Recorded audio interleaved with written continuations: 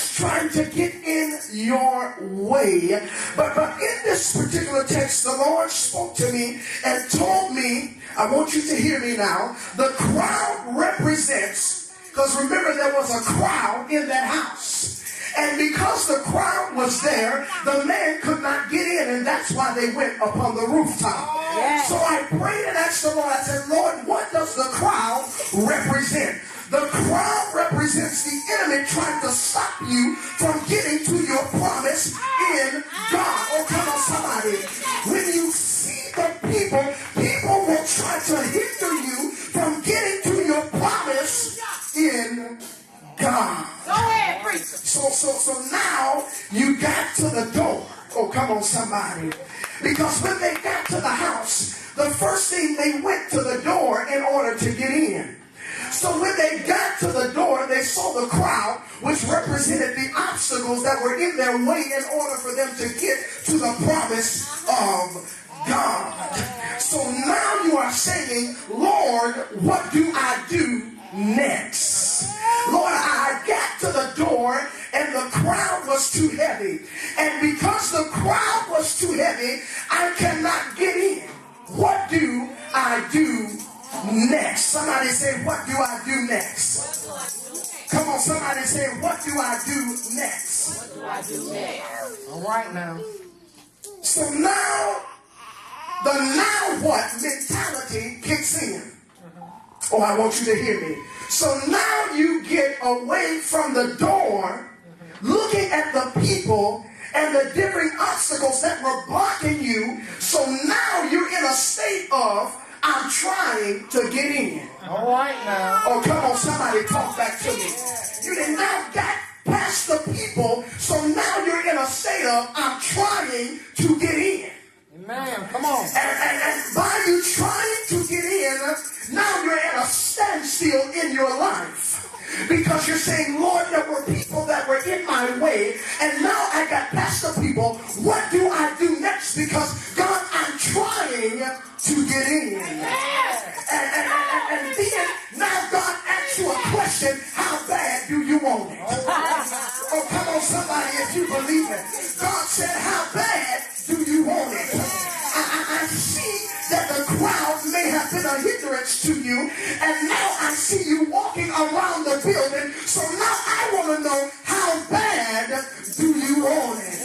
So now you got to the point where you began to speak to yourself. Oh, come on, somebody talk back to me. And while you are speaking to yourself, you began to think about all the hell you had to go through to get to where you were at that point.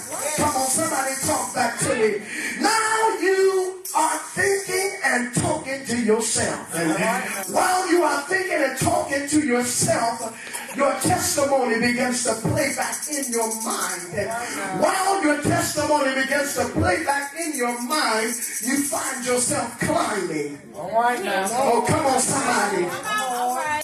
While you are thinking about what you have been through, you find yourself climbing on the side of the house. All right now. Come on. Come on, somebody. Yeah. And while you are climbing on the side of the house, you are thinking about everything that you have to go through to get to where you are now. And while you are thinking about it, before you open your eyes, you find yourself on the rooftop of the situation. Oh, come on, somebody talk back to me. So now the I want it now mentality kicks in. And you find yourself taking the roof off of the situation. Come on, somebody talk back to me. So now the I want it now. So I asked God, what does the roof represent? Talk. It said, the roof represents the impossibilities that said that you ain't gonna get there. All right now. Come on, somebody give him praise. The roof represents the impossibility that man said, I'm looking at what you are now, and because I know what you used to be, you ain't gonna get there. So now, spiritually, in your life, I want you to picture this. The Bible says that when the man was sick of palsy, he was born of 4. And the number 4 stuck out to me. And I said, Lord, what does the number 4 represent in biblical translation? And I thank God for Google. Somebody say Google. Google. I typed in Google. Oh, yeah. I couldn't say, Lord, what does the number 4 represent? But I said, what does the number 4 represent numerically? It gave me the numerical meaning of the number 4. It said it's after 3 and before 5.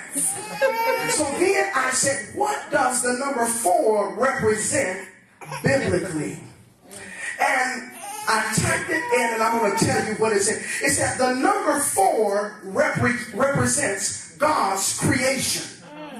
All right now. Oh, y'all looking at me. Somebody going to catch that in a little while.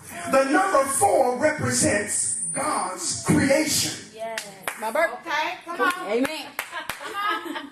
Oh, you looking at me like you're crazy. The Bible says, because we are fearfully and wonderfully made. The number 4 represents how God had created you. And how he created you with a purpose and a promise to prevail to your promise. Come on, somebody.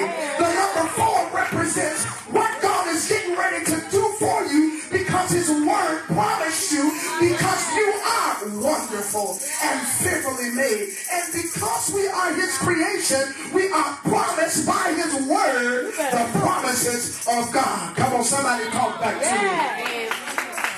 I'm almost done. I'm almost done. So now if you allow me to imagine in your life, you're in the situation and you're on top of the roof.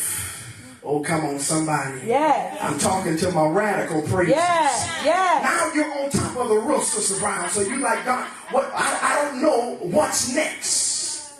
Because what got me on top of this roof, what got me the press on top of this roof, was I began to think about where he brought me from. Yes. Talk so. And what got me on top of this roof is I began to think about what I could have been. Talk so. And what got me standing on top of the roof, getting ready to rip it off, is thinking about what he has made me now.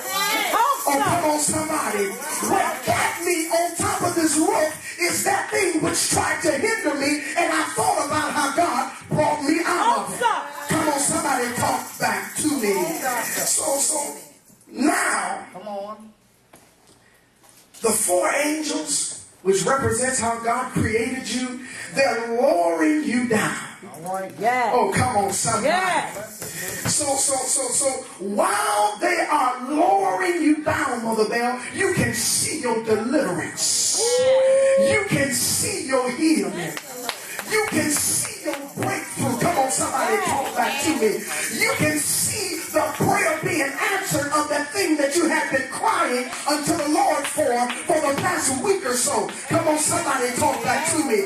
While the angels are lowering you down, and if you allow me to imagine, you can see Jesus standing there. He is the deliverance. He is the breakthrough. Amen.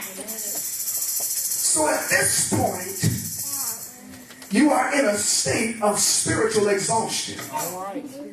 Oh, come on, somebody talk back to me. You are in a state of spiritual exhaustion.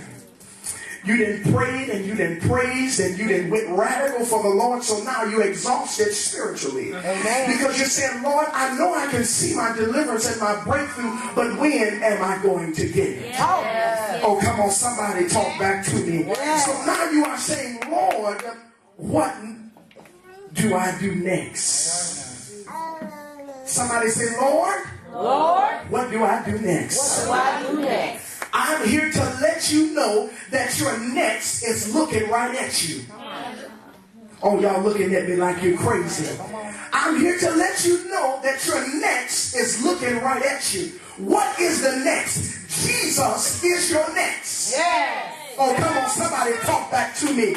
Your next is looking right at you. Yes. So you're sitting there with a mentality of, Lord, what do I do next? And your next is sitting there looking you dead in your face. Yes. Your deliverance is sitting there looking you dead in your face. Your breakthrough is sitting there looking you dead in your face. So when you say, Lord, next. Oh, come on, somebody give him praise. Jesus is standing and said, I am your next. So what you've been trying to mediate, I am your mediator. Because I am your next. High five your neighbor and say, he is my next. So now you are laying there, and if you allow me to imagine, at the feet of Jesus, because now they have lowered you down, and now you are at the brink of your breakthrough. Come on, somebody, talk back to me. So now you are at the feet of Jesus, and now you're in a state of I'm in, but I'm not in. Yeah. Oh, come on, somebody. You're in a state of I'm coming